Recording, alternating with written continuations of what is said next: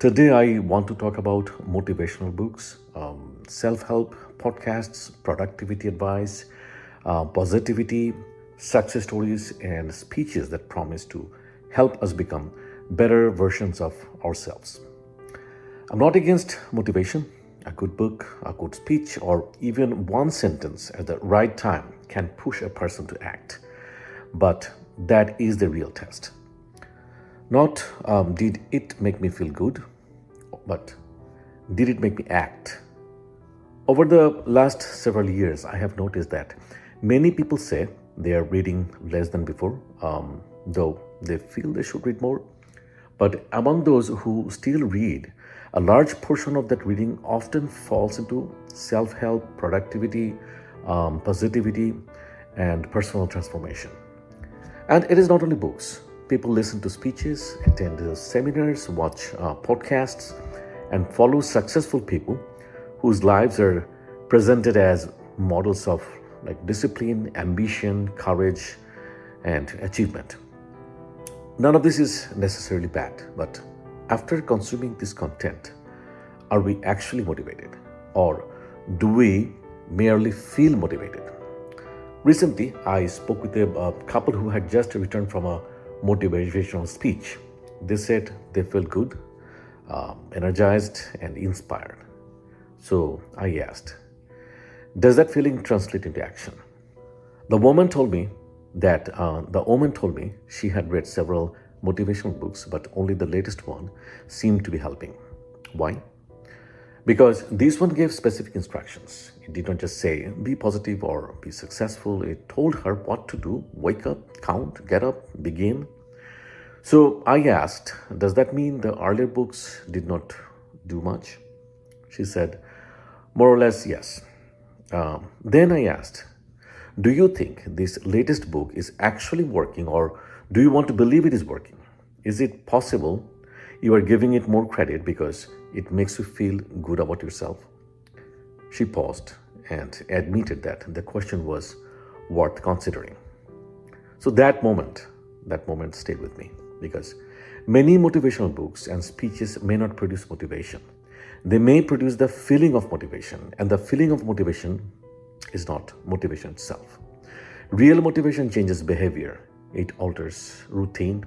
It pushes us toward a step we were avoiding. If a book, speech, or podcast gives us an emotional high but does not change what we do afterward, then maybe we should call it what it is. Not transformation, but consumption. When we consume motivational content, our minds begin to participate in the world being described. We imagine discipline, success, courage, focus. We imagine a better versions of ourselves. For a while, we may even feel that we're already becoming that person. But imagining action is not action. The mind can take satisfaction from imagined effort. We hear about sacrifice, persistence, resilience, and success. We place ourselves inside the story. We feel the glow of possibility. And because that feeling is pleasant, we mistake it as progress. And that is why motivational content can become addictive. It gives emotional reward without immediate sacrifice. It lets us feel ambitious without confronting the boring, repetitive, uncomfortable work through which ambition becomes real. The same problem appears in the way positivity is often sold. Positivity itself is not bad. Hope matters, encouragement matters. A constructive attitude can help people survive difficult circumstances. But when positivity becomes a product, it often sells emotional comfort instead of transformation. A person reads a few pages, listens to a speech, watches a podcast, and feels lighter, braver, more optimistic. That feeling may help, but only if it connects to action. Otherwise, positivity becomes another emotional commodity, something consumed for relief, not practiced as discipline. The test of positivity is not whether it makes us smile for an hour, The test is whether it helps us face reality more clearly and act more responsibly. The same issue appears in the success stories. Motivational culture is full of people who overcame adversity and achieved extraordinary things. Many of these stories may be true. The problem is not that they're false, the problem is that they're incomplete. Success stories are not false, but they're often statistically misleading.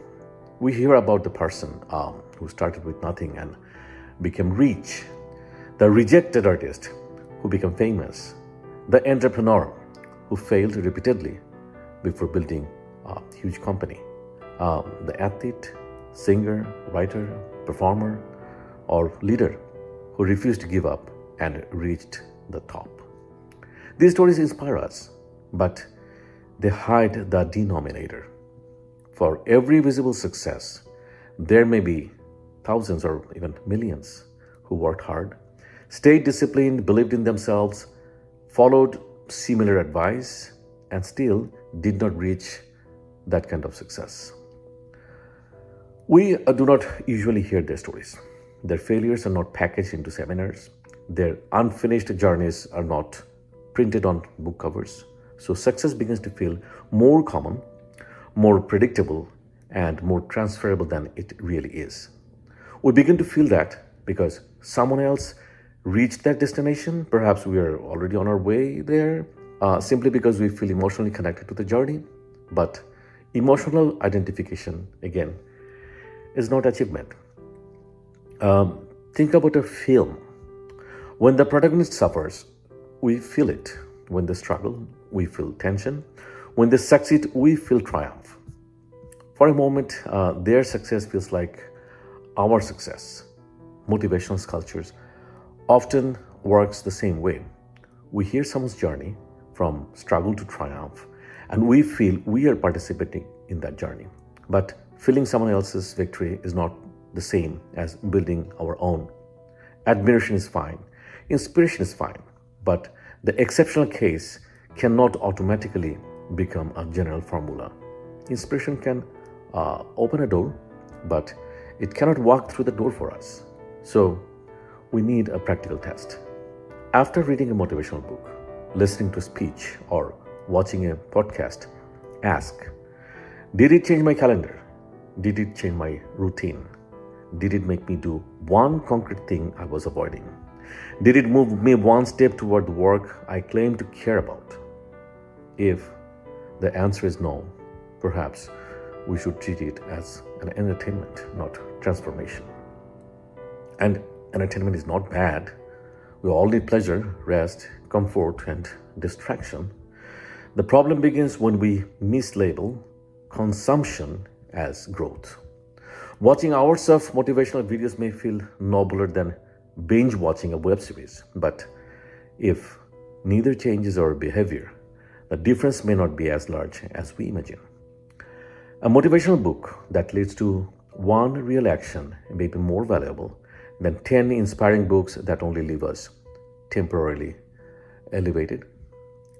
A short speech that makes us make one phone call, write one page, begin like one task, apologize to one person, or correct one habit may be more powerful than an entire library of uplifting language. So the real question is simple. What did I do next?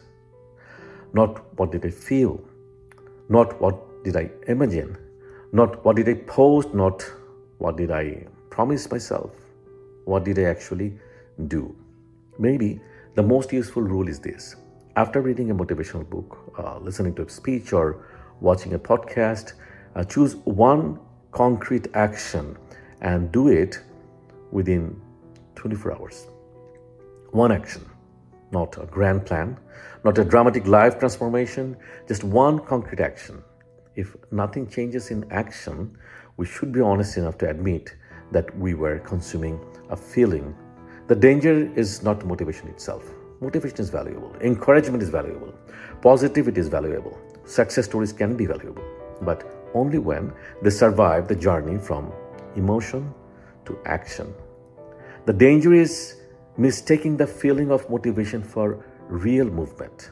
Because if you're not careful, motivational culture can become one more beautiful illusion, a way to feel that we are changing while remaining exactly where we are.